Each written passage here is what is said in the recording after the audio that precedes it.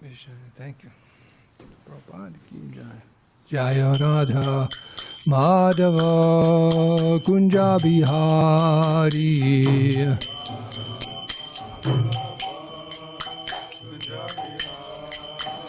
Jaya Radha Madhava Kunja Bihari.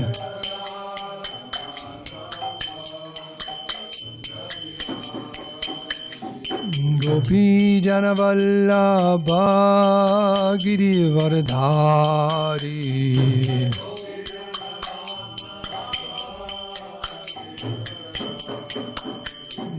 Gopi Janavallabha Girivardhari.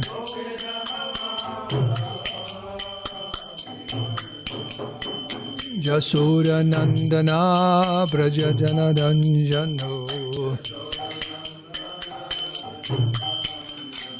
Jasura Nandana Braja Janaranjana. Jamunatira Banachari. Jamunatira Banachari. Jaya Radha Madhava Kunja Bihari.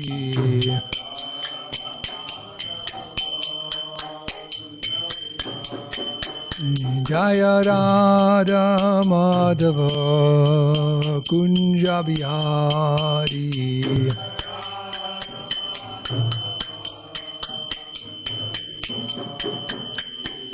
Gopi Janna Vallabha Girivardhari.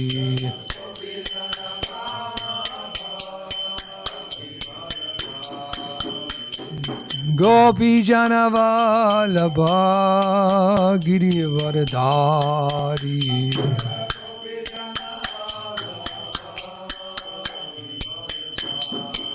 Jasura Nandana Braja Janaranjana. Jasura Nandana Braja Janaranjana. Jamunatira Banachari. Jamunatira Vanachari. Jayo Radha Madhava Kunja Bihari.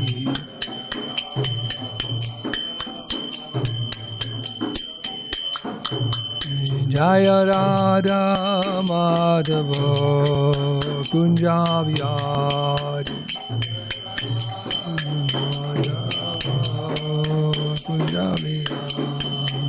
Jayo Radha Madhava Kunja Bihari.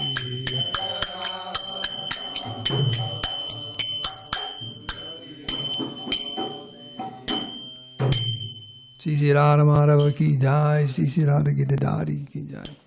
Jai Om Vishnupad Paramahamsa Parivrajaka Jai Jashodhara Shri Srimad. His Divine Grace of Acharana Aravinda Bhaktivedanta Swami Shri Prabhupada ki jai. Jai Om Vishnupad Paramahamsa Parivrajaka Jai Jashodhara Shri Srimad. His Divine Grace Shri Bhakti Saranta Saraswati Goswami Maharaj Prabhupada ki jai. Nantakoti Vaishnava Vrinda ki jai. Karantara Srimad Bhagavatam ki jai. Samveda Bhakti ki jai. Go Premanandi. All glories to the assembled devotees. All glories to Sri Guru and Sri Gauranga. Krishna. Bhaja Govinda Govinda Gopala.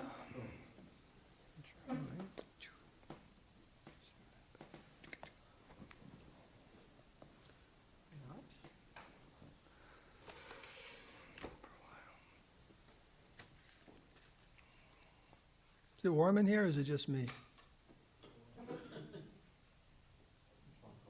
You're cold. I just want to crack the door a little bit. fresh air. So,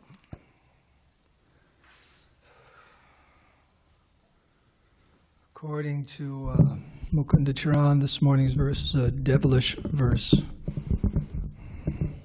Yes, 6:6. 1 5 out of 6.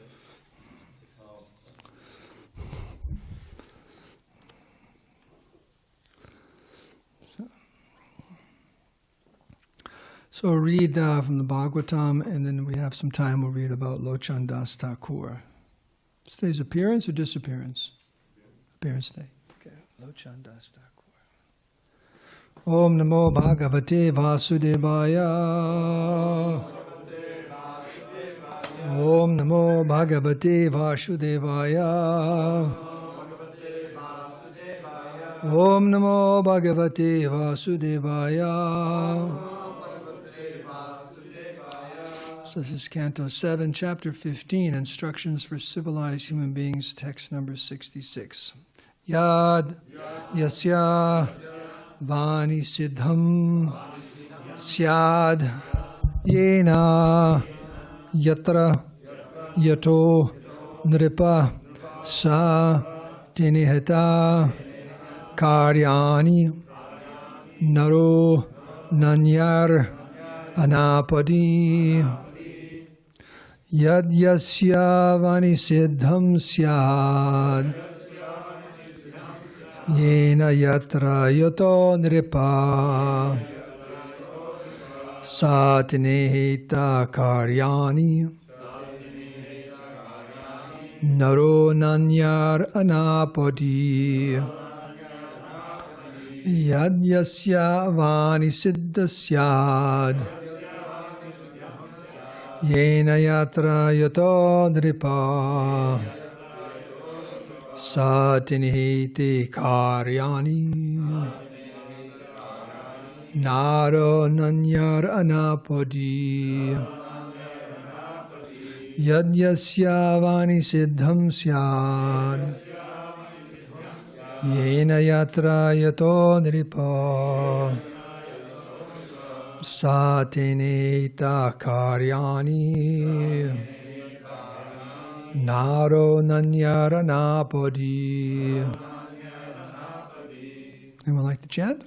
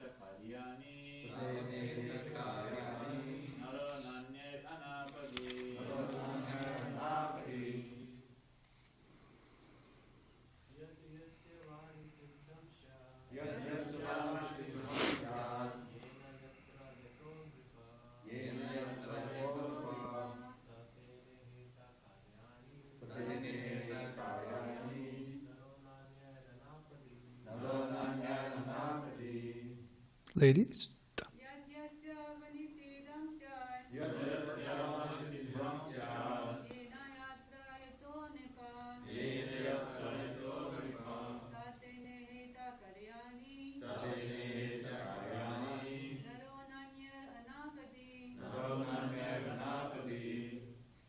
Anyone online or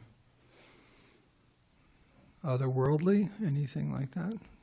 Yad Shobani Siddham Sad Rimja Jena Jatra Jato Nripa Yena Yatra Yato Nripa Shatene Heta Karyani Satinehita Karyani Naro Nanyai Anapadi Naro Nanyaranapadi. Word for word. Yet, whatever. Yasya of a man. Va, either or either? Which is it? Okay, either one. Okay. Anisiddham, not forbidden. Syat, it is so. Yena, by which means. Yatra, in place and time. Yataha, from which. Nripa, O king. Saha, such a person. Tena, by such a process. Iheta, should perform. Karyani, prescribed activities. Naraha, a person. Na, not. Anyai, by other ways. Anapadi, in the absence of danger. Translation and purport by Srila Prabhupada. In normal conditions, in the absence of danger, O King Yudhisthira, a man should perform his prescribed activities according to his status of life, with the things, endeavors, process, and living place that are not forbidden for him, and not by any other means. Purport. This instruction is given for all men in all statuses of life. Does that mean ladies are off the hook? You can do whatever you want, Priya. Okay? No, it doesn't mean that. It means everyone. All persons, yes. Generally, society is divided into brahmanas, kshatriyas, vaishyas, sudras, brahmacharis, vanaprasthas, sannyasis, and grihastas. Everyone must act according to his position and try to please the Supreme Personality of Godhead, for that will make one's life successful. This was instructed in Naimisharanya. Atak bhumir dvijasreshta vanashrama vibhagasaha sunushthitasya dharmasya samsiddhir hari toshanam. O best among the twice-born, it is therefore concluded that the highest perfection one can achieve by discharging his prescribed duties according to caste divisions and order of life is to please the Lord Hari. Bhagavatam, 1st Canto, 2nd Chapter, 13th Verse. Everyone should act according to his occupational duties just to please the Supreme Personality of Godhead. Then everyone will be happy.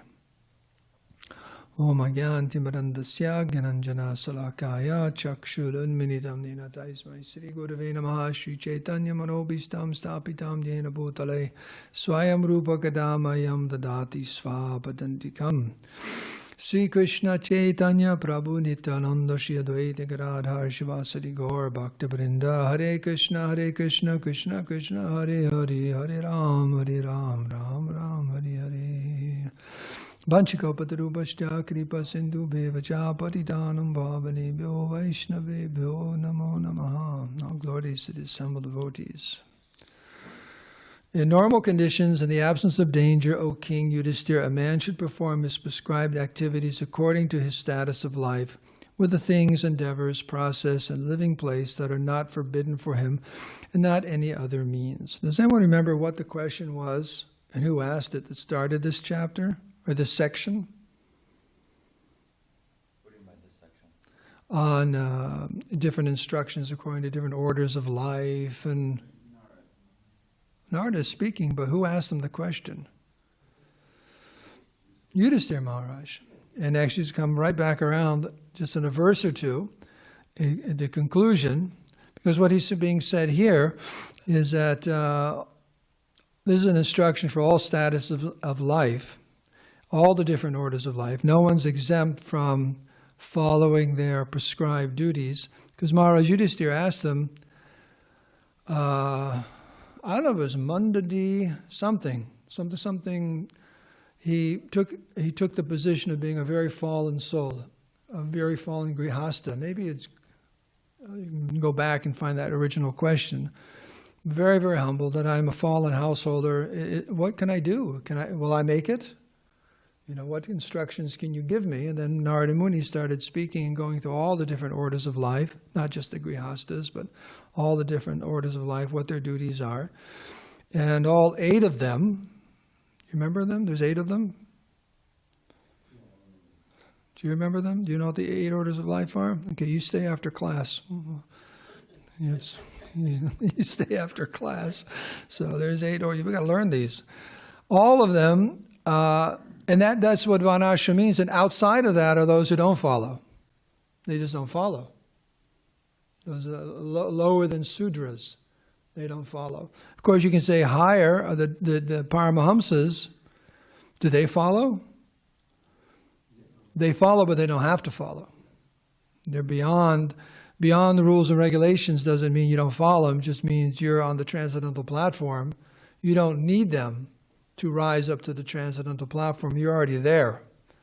But to set a good example, the lowest follow them, whether they're a grihasta or a sannyasi or an avaduta or whatever, they'll follow the prescribed duties. So this is coming to more or less a conclusion.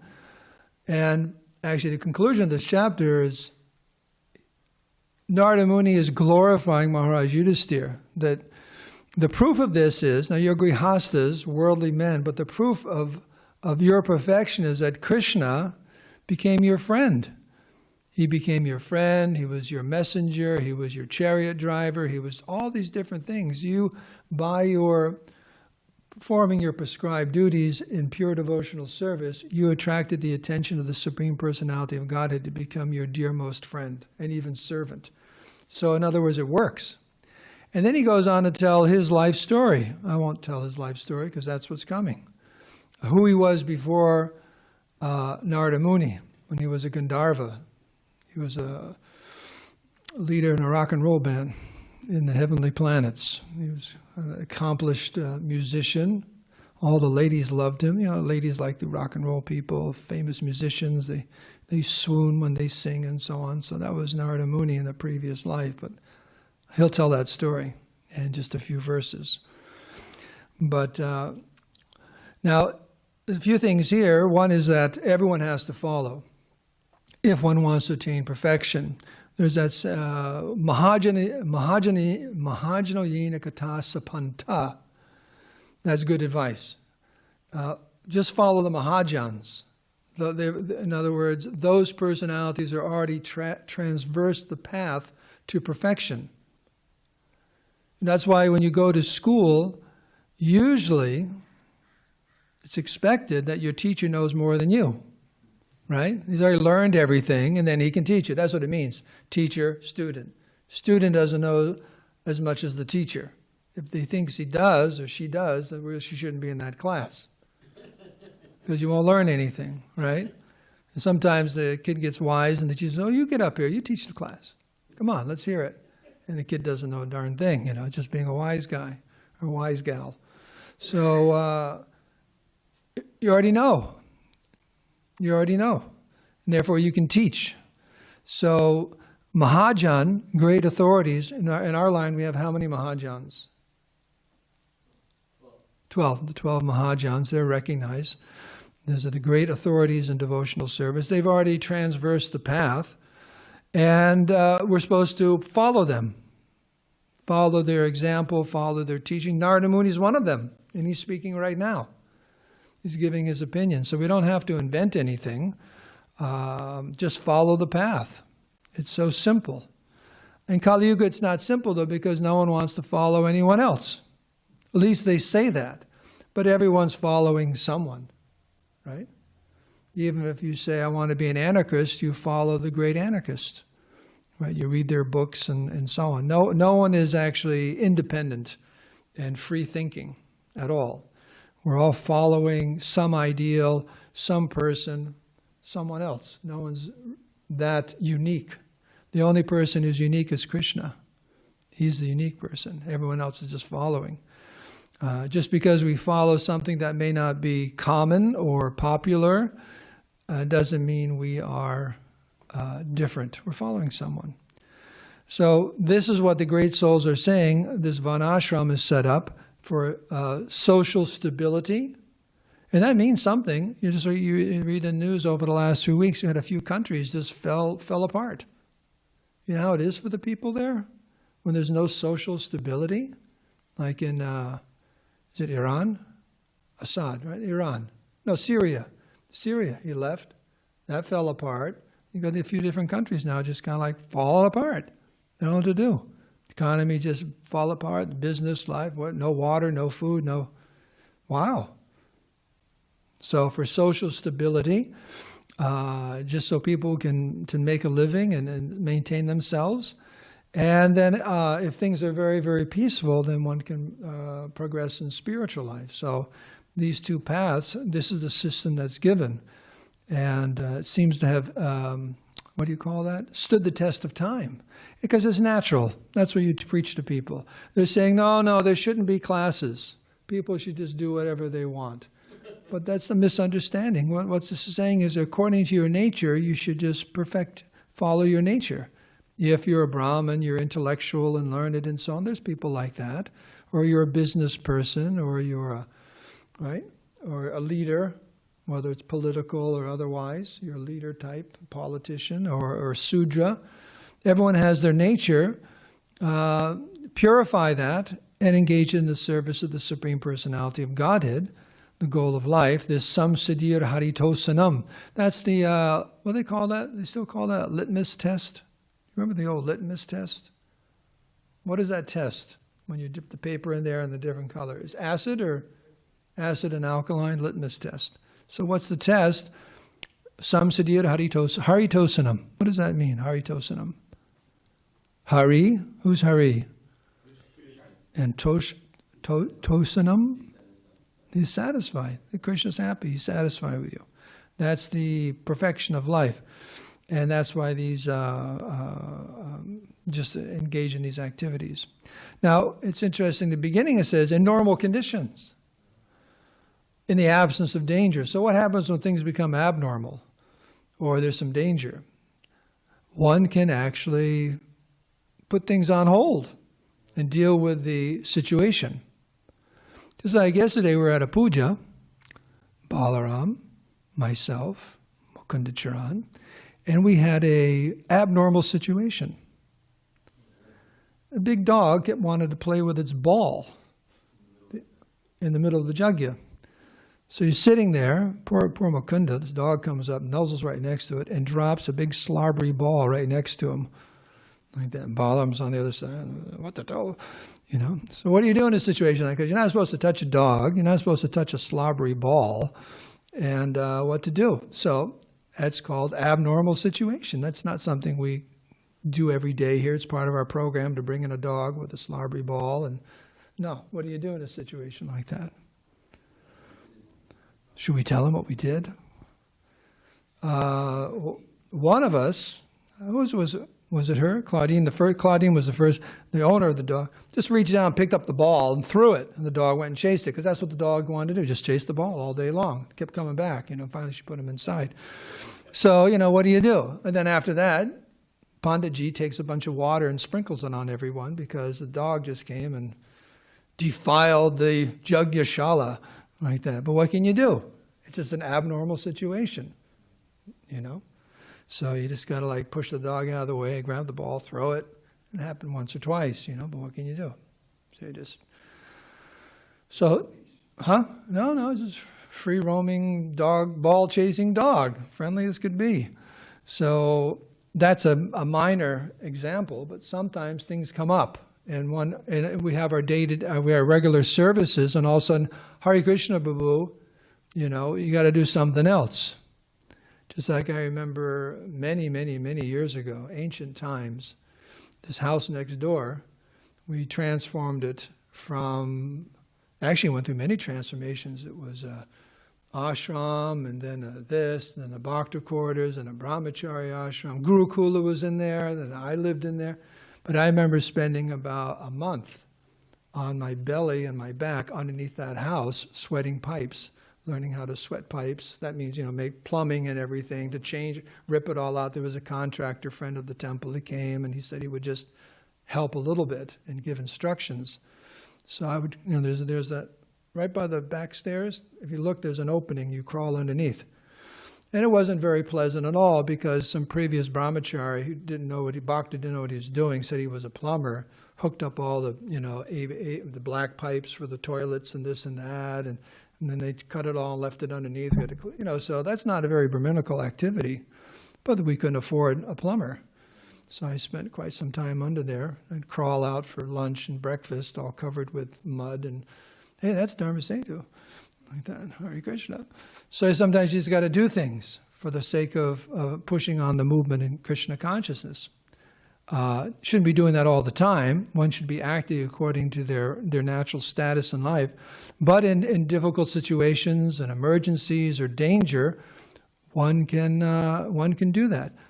It's an interesting story, but you know the story about the two sadhus are there. I think it's just two regular Brahmins, right? They're on the bank of the river, and this one woman comes. She wants to cross because it's too swift and dangerous. So one of the sadhus says, "Get on my back," right? Brahmin, and they walk across. You know, all three of them, because they're going that way. It's during the rainy season, the flooded out. It was impossible. And then they're walking and walking. This one Brahmin is just like. She got off and walked away, and that was it. Hare Krishna. And the other two are walking, and you could tell one of them was like really, really had something on their mind. They're really upset. And the other one was just, keep chanting. The one who carried her was just kind of.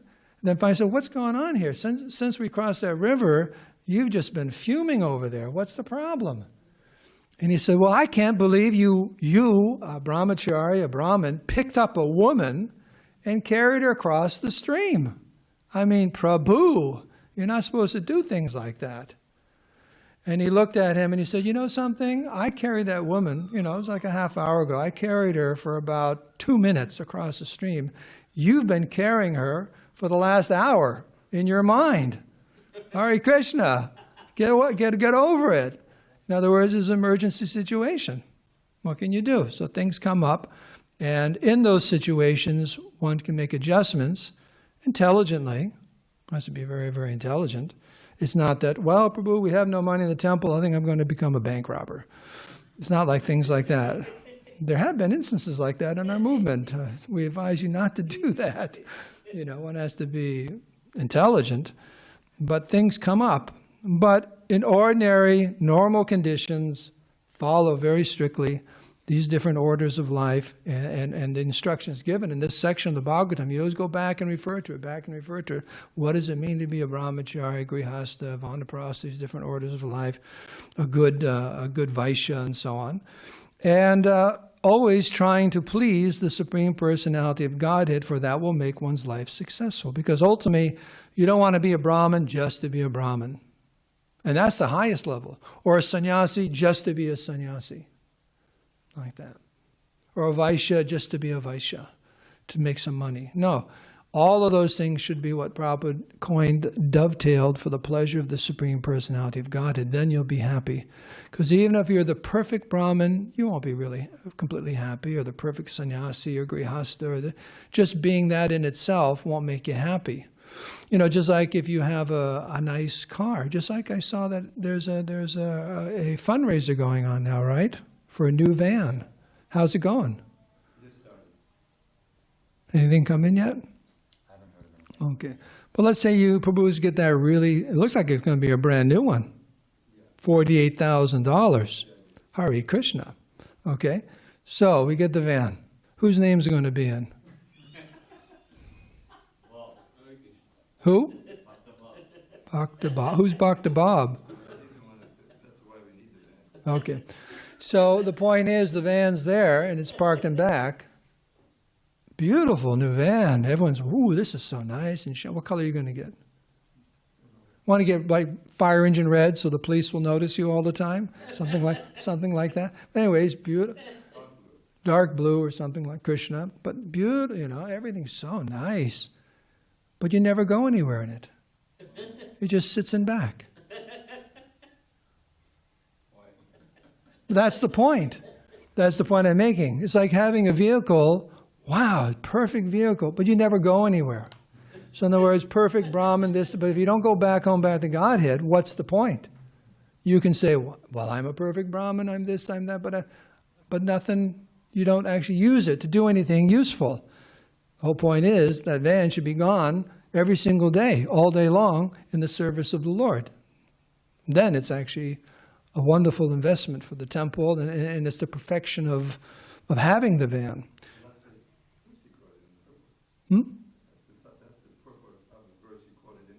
Yes, yes. So everything has to be used for the pleasure of the Lord. So, Gunagara Maharaj listened to a lecture yesterday, and he was saying, a devotee at the end of class asked, and he had just asked Mahatma the same question. The devotee was at a japa retreat with Mahatma. You know, that as older devotees in the movement, disciples of Prabhupada, what are your concerns about the future of the movement? And Mahatma's response was about chanting. He's hoping that devotees will actually enter very deeply into the chanting, and because that's the main instruction of our spiritual masters, chanting 16 rounds a day, that it's heartfelt, and so on. And then Gunagari Maharaj was saying he was hoping that everyone maintains the standards very, very nicely. And because in Kali Yuga, the tendency is we keep changing things. But he also made the point is always, he says himself, he always thinks, well, what would Prabhupada want me to do? You know, before doing something. You just think about it. What would Srila Prabhupada want me to do? You know, how can I please Srila Prabhupada in this endeavor? Because some questions come up. Should I do this or should I do that? Should I do this? What should I do today? Think that's one of the things besides inquiring from your equals and superiors, but what would really please Srila Prabhupada in this situation? So this samsiddhir haritosanam, samsiddhir prabhupatosanam. The perfection of life is Prabhupada pleased by our activities, you know? So whatever they may be, and that's one very important point, and Narada Muni's discussed that in length in these previous chapters, so let's perform them properly. And then also, the most important thing is whatever we do, we should do it for the pleasure of the Supreme Personality of Godhead, the spiritual master, and the Vaishnavas.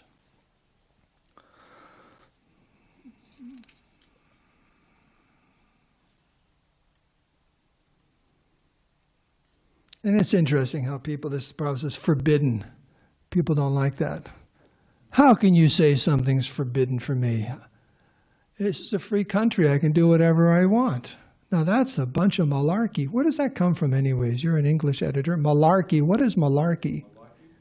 Do you know? As far as I know, No, malarkey's been around. I grew up with malarkey. My middle name is Malarkey.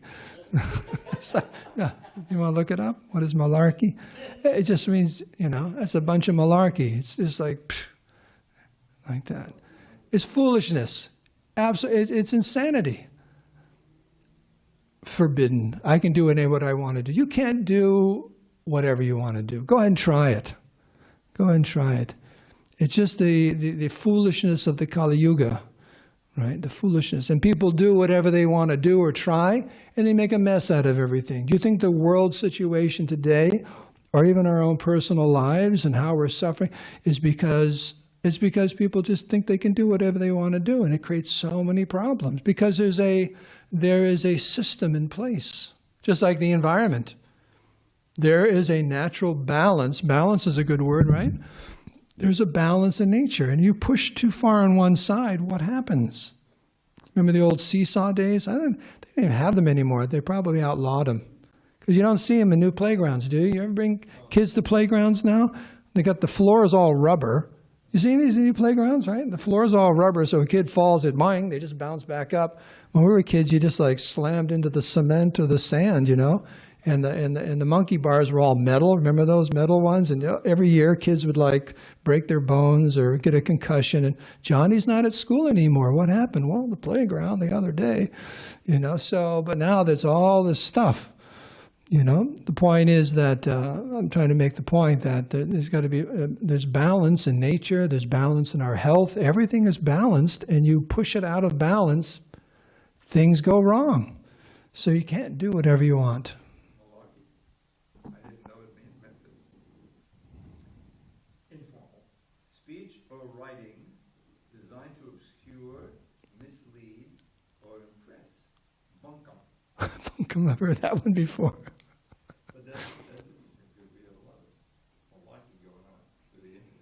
Yes. Can you use the mic? Oh, okay. He wanted you to use the mic. They're all anxious. What is malarkey? Okay, malarkey, informal. speech or writing designed to obscure, mislead, or impress. Bunkam. Okay. They're both, bunkam is also informal. Okay. So take home on this verse is we all have our prescribed duties as members of the International Society for Krishna Consciousness. We have your prescribed duties just as having a body, a human body. You have prescribed duties. So, and who's prescribed this? Krishna says in Bhagavad Gita, well, maybe this was quoted just the other day, this Vanasham Vibhagasaha Chaturvanam Mahashristam Gunakarma Vibhagasa. Krishna is the one who put it all into motion for the benefit and welfare of the conditioned souls in this material world, a way to get out. It's a prescribed method for getting out, and it works. So, and that will be brought up in a few verses, how glorious Yudhisthira Maharaj and his brothers and family were. And then also Narada Muni tells his story, how blessed he was. So we can end here. Any comments or questions? Yes, Prabhu. I'd like to share something about the verse Prabhupada quoted, the famous verse, Atak Pumbe Divya Shrestha. So that third line begins with the word Svanushchitasya, which you pronounce correctly. Not Svanushchitasya. But Prabhupada, he often saw that as Sva Anushchitasya, which means according to your, as he translated, according to caste division's order of life, and by discharging his prescribed duties.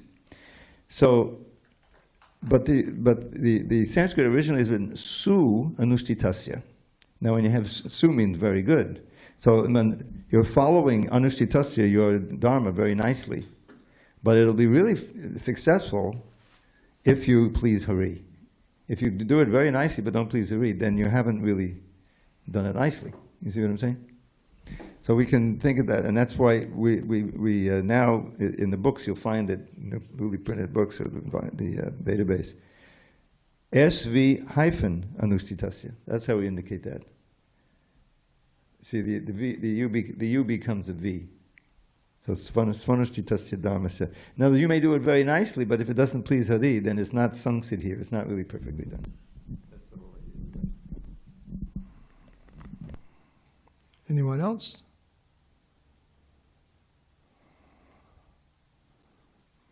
Okay.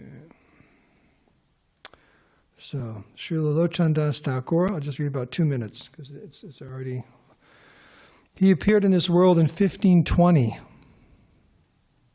When did Lord Chaitanya appear? 1480s. Yeah, so he's contemporary. 34 years after the appearance of Sri Chaitanya Mahaprabhu, Lochandas wrote a biography on Lord Chaitanya entitled Sri Chaitanya Mangala, and he wrote many other devotional songs. What's any famous songs by Lochandas Thakur? Parama Karuna, is that? Yeah, okay.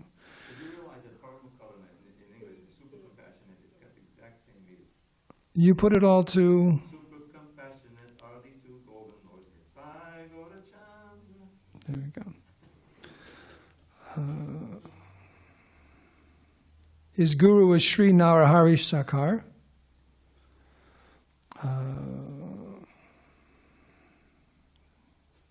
What is this? When he was a little boy, he enjoyed the good fortune of meeting the devotees of Sri Gauranga. From his youth, he was very attached to Sri Gaurasundar and consequently very disinterested in material life, though he was surrounded by family, friends, and society. In his youth, he spent the major part of his time at his guru's Shripad, Srikhanda, where he learned how to do kirtan. Hey, where's Lochan? Oh, he's at the spiritual master's place. Come on, we'll play with it. And he's at the spiritual master's place. Like that. It says the book that he composed, Chaitanya Mangala, was from the diary of Sri Murari Gupta. Murari Gupta kept a little diary because he was there for Nimai's childhood pastimes. Quote, Murari Gupta, who resides at Nadia, composed many beautiful verses about the life of Sri Gauranga. These include the youthful pastimes of Nimai, which Murari Gupta personally took part in his later pastime in Ilachala, after he accepted sannyas, which were narrated by Sri Damodar Pandit. So he took all these, he gathered that information from these different diaries and compiled the Mangala, Sri Chaitanya Mangala. Okay, just a little bit of back and forth, famous work, singing, composing different songs, books. I think we just... So if anyone gets a chance today, is there a copy of the Chaitanya Mangala up there in the Brahmachari library? You can pull it out and read it for a while if there's a copy there. So Vedavyasa has described the pastimes of Krishna in his Bhagavat. Okay, he's glorifying Vrindavan Das Thakur as the Vyasadeva of Chaitanya Mahaprabhu's pastimes, so he deferred to him. And then it just gets into how the book is divided and so on.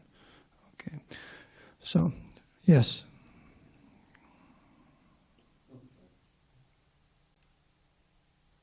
Hare Krishna, thank you for the class. I want to ask you about. You mentioned that Haritoshana means that we should satisfy or Srila Prabhupada or Krishna, and our duties should be like all time. We should remember during our duties that ultimate goal is Haritoshan. And so, if we forgot about it and do these duties and forgot about it, what's consequences of this? What's the consequence? No, but and how to say cure it? Okay.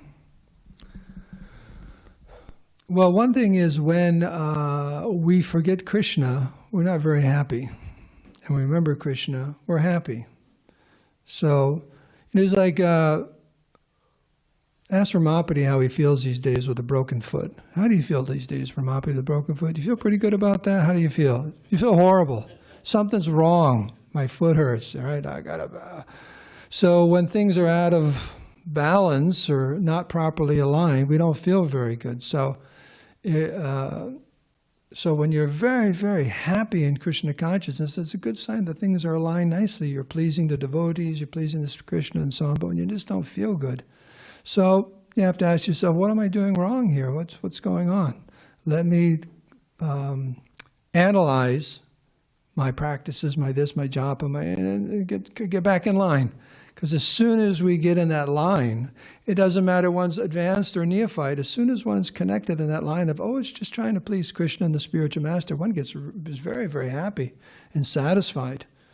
And the material nature is doesn't feel harassed by Maya, just from that having that consciousness. So one thing is just your own desire to be happy and satisfied. And we have that facility. We know the key. We know the secret. It's an open secret. How to be happy 24/7. Can you imagine that? Having a billboard. You come down the street now. It's really, how I know it's really Kali Yuga's gotten worse? Just coming down Grand Avenue. You know how? Because usually in the summertime, they always have that one billboard there. It's the Gone Bananas. I won't say anything more than that. If you know what that is, Gone Bananas. And does anyone know what that is? Okay, Hare Krishna. It's the girls in the bikinis. Gigantic, right? And then the rest of the year it'd be different ads. But now, you notice what they've put there? Yeah, it's just a big hunk of flesh they're saying. And it's been going on for a few months. They got that one. So you got, like the one up there now is, Daddy doesn't want a pair of socks for Christmas. He wants a big hunk of meat. It's like, what? So I mean, you got, dead animals and women in bikinis. It's just Kali Yuga. It's like, it's crazy out there. It's just crazy. So it's Kali Yuga. But we are very, very blessed that we know actually how to be happy. And so now the point is, if you had a billboard, we can teach you how to be happy 24/7 in ecstasy. Now they're going to think it's some kind of drug or something like that. But, no one will believe it. No, that's impossible. But it's possible. We know it's completely possible. The happiness of spiritual life, of Krishna consciousness, of ecstasy, of kirtan. We know it's there. So we just have to always remind ourselves and get back in line, get back in line. So that's one thing. And then also, don't worry, your friendly temple commander will tap you on the shoulder, and your temple president, Prabhu, you're going on, this is what I need you to do, and you need to do, whatever. So that's the safety net of devotee association to always keep us, because our tendency is to drift. Just like boats drift, airplanes drift, jivas drift. It's just part of the material. We just drift. So you got to pull you back in and keep going, pull you back in and keep going. So I hope that answers your question like that. Can I ask a question, Dravida Prabhu and maybe Balaram Senior? I was talking to someone yesterday, and they said to me that the idea of karma is unacceptable. And they gave the example, how can you believe in something like this? Just like if you do something wrong. And I don't say anything about it. Then a few weeks or months go by, then all of a sudden I punish you for it. You don't even know why I'm punishing you, then you're just punished. So karma means that we're going through life and all of a sudden something horrible happens to us. We don't know what we did or when we did it, but whack, we get whacked in the side of the head, we suffer. So that means God is cruel. Because usually when someone does something wrong, you point it out to them and they know what they did wrong, and you don't wait forever so they forget about it. You just right then and there, you punish them. So therefore, they can't accept the law of karma, that everyone's, we're suffering because of things we did in the past lifetimes and so on. So what do you say to that? Well, as the objection implies, that this infraction could be performed a long time ago, right? Long in previous life, even. It could be this life, but it's oftentimes previous life, and that's not fair because I don't know that, and nobody's telling me, But the idea is that suppose you're a thief. And you commit this, you get away with this one, and then at a certain point, they get some evidence, and they track you down. But it's already maybe a couple of years, but it was a serious thing. Someone was hurt or even killed, so they're still after the person. And then it could be even years later, and they finally find you, and they arrest you. And so you don't know why you're being arrested. You'll eventually learn why. But it's a similar thing. It said, well, you may have forgotten about the whole thing. In other words, it's the forgetting that happens over the course of the dying and being reborn. But you're still guilty of that offense. And indeed, things that will happen to you in this lifetime could be part of the punishment for that. That's our philosophy, right? So just because you forgot it doesn't mean you're not liable. That doesn't mean, well, now I forgot it, therefore I'm free from punishment. That's why the main premise is that you're eternal. You had many lives before, and you're going to have future lives, unless you go back to Godhead. So, just because you don't know why, you're being punished. First of all, the very fact of just being born, that's a punishment. You didn't go. You neglected to before. So, but you don't recognize that because you're in ignorance. So your ignorance doesn't absolve you from the punishment that you're going to get, that you're suffering. And plus, that we're providing, you're provided now, but with this knowledge of a way to be free from, exonerated, right? That's the whole idea. If you chant Hare Krishna, Krishna says, you surrender to me, I protect you from all your sin-free actions. So that's the way you can be exonerated. Now you can say, well, I don't accept it, but then you're lost. In other words, now you're just in the modes of nature, and your life, you're not enjoying it 24 hours a day, are you? No, it's ups and downs. No.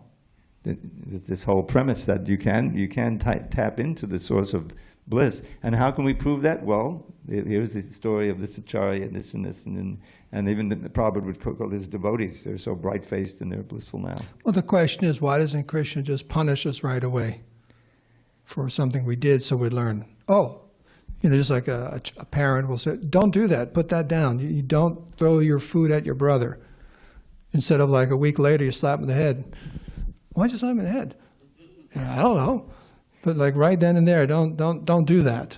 Why doesn't Krishna just call us out right after we do something so we'll know why we did wrong? Why isn't Krishna doing that?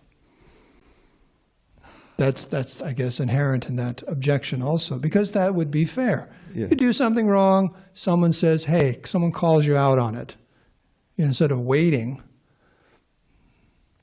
Well, doesn't Krishna give some room for some chances? Like Srila Prabhupada would. Microphone?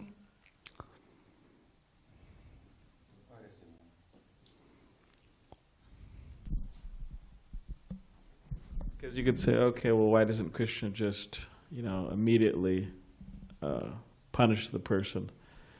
Why does it happen later? Just like Srila Prabhupada would say, right? I forgive you once, I forgive you twice, third time, take off my shoe. So there's some.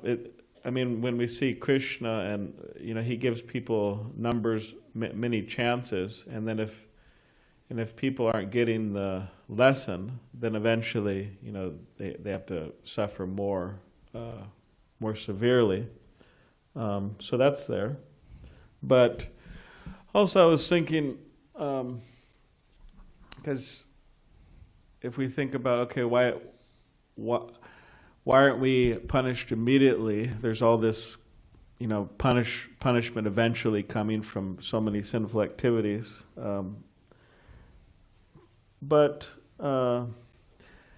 if we were to, or specifically you were mentioning for things we don't remember. One thing is if we were to remember all of our sinful activities. Sometimes people have a hard time, like devotees sometimes have a hard time, the past sinful activities, they come to their mind, and that's difficult for them to process. What to speak of remembering so many past sinful activities of many lives? It's actually great mercy. As Dravida Prabhu has mentioned, many devotees have mentioned a number of times, it's great mercy that Krishna doesn't allow us to clearly remember all these, because that in itself produces so much suffering. But even if people are, the conditioned souls are extremely ignorant, and that even if you were to tell, like for example, you go to tell someone on the street, if you kill animals or if you eat animals, you're going to suffer for this karmically. You're going to, you're not going. It's going to. You're from that activity, you're going to have bad consciousness. You're going to suffer, and what to speak of in the future. But people just don't understand that. They don't understand that it's sinful activities. They don't understand what's the difference between sinful and So when we talk about the laws of karma, the laws of nature, it's like extremely intricate. And even if you were to tell someone, this is why you're suffering, because you did this, they're like, what do you mean? That's why I'm suffering. This is normal to eat, this or to do this or to. So, yeah, it's extremely complicated. Yeah, so that's some thoughts. Because I was thinking also, Krishna has to balance out our enjoyment. If Krishna slapped our hand every time we did something wrong, all it would be was a slapping session. Because every day people do something sinful all day long and be like whack, whack, whack, whack, whack. Because part of the material world is Krishna wants us to enjoy, to try enjoy, and learn the lesson you can't enjoy separately. So Krishna has to mix in that balance of enjoyment and suffering, and it's not just a torture chamber. Look at what a wonderful arrangement. Look at the devatas, and the whole material world is a blend of those two things, and Krishna very expertly is giving everyone that different opportunities and balances, and he knows best when to. But the argument that why punish someone if they don't know why they're being punished, that seems cruel and not at all effective. So I don't know if that's an objection, but is it a good one? I don't know.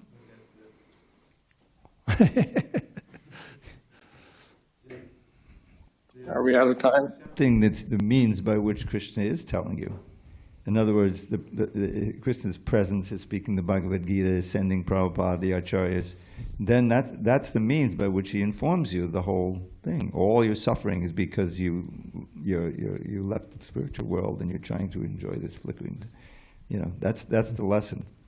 And people don't want to hear that because it impinges on what they think is their right to enjoy anything they want.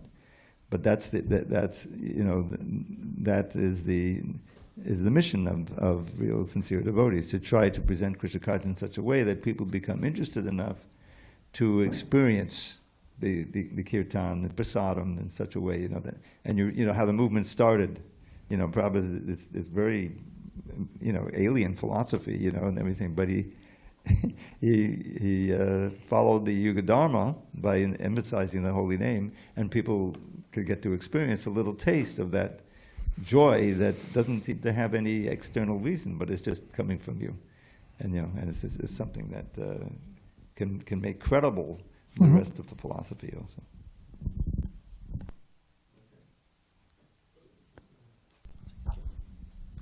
I want to see this from the point of view of gunas. Then ignorant people, they not understand it, and this is ignorance like what's names? Like against our pain, when this pain tablets against pain is ignorance. This is like intoxication, and when we take it, then our consciousness is go low, and then we try to enjoy in bad things, but we think that it's good. And so this ignorance, how to say, if when we come from spiritual world, to enjoy this material stuff is not good. No, it's not possible if we in consciousness, God consciousness, Krishna consciousness, and so we need to be covered. Covered. Yeah. And this ignorance is like covering, and all gunas, but ignorance so like thick. Not this not raja goodness. This is like covering, but small covering. It's some light, it can penetrate, and so this ignorance not allows to us to understand why I suffering from this because of I don't remember, and this ignorance is catch our lost our mind. Like Krishna speaks in Bhagavad Gita that when we see objects and we try to attach to them, then we lost. And then if we not satisfy our lust, then becomes anger, and then after all the way down, and then a lost mind, lost memory. Intelligence is lost, memory is lost. Yeah. And so this is like natural process of this universe, like creation. Krishna arranged this material world like this, and some laws. And so if we follow these scriptures, then we can rise up to goodness, and then give up with all goodness. But if we not follow, then we go down. Sometimes the argument's there also that, when someone does something wrong, right away sometimes isn't the best time to say something. Just, it's not appropriate. It is like someone does something, right here, and just wait in the back hall. Oh, Prabhu, you really shouldn't have put a full cup of Charnamrita in Dharmasetu's hand. You shouldn't have done that, it's just, sometimes Maharaj was giving class, he was mentioning about the glass. Don't fill it all the way up. But you're not going to sit here and say, who did this, and yell at them right in the beginning of Bhagavatam class. You may find it did. And later on, 5 minutes later, you just bring it up to them. So right away also is not always the best time to bring up something that went wrong or someone did wrong. So Krishna's, in his expertise, knows exactly when to take care of things. I mean, that's the way I look at it. It's not indication of a shortcoming of Krishna. He knows exactly when and to put it all together for what's best for us. Right, Balaram? Yes. Yeah, also I was thinking it's like, even if people don't know, I mean, does that really matter? Like, because when we talk about the fall of the jiva, whether it fell or not, from the spiritual world, it's like, okay, Srila Prabhupada, he gave some answers in relation to that, but at one particular point he said the most important thing is to know that you're here now, and how do you get out of this suffering? So if you were to ask this materialistic person or whoever doesn't understand the philosophy, okay, fine, even if we did know, first of all, what is your answer? Do you know? Do you know why you're suffering exactly, at this particular moment or throughout your life? Like, what's the cause of it? They have a very difficult time answering that. That's one thing. But another thing is that even if we did know, like, again, what does it ultimately matter? We're in this difficult situation now and we need to get out. And therefore, until people come to the association of devotees, until they get transcendental knowledge, they won't really know. But when they come to Krishna consciousness, they will know what is sinful activity, what is pious activity, what is transcendental activity. They will know how to give up sinful activity, and they'll be able to clear themselves from all sinful activities by surrendering to Krishna, and then they'll come to the platform of Krishna consciousness, and that's the most important thing. There's a real solution to the problem. But to be caught up in this whole idea that, oh well, I don't exactly know what I did, but how is that fair? Because I'm suffering now, or all that. I don't think it's the most important thing to focus on. So, anyways, that's another thing. Okay. I think everyone's suffering because it's late and everyone wants breakfast. So we can end here. All glories to Srila Prabhupada. Very good.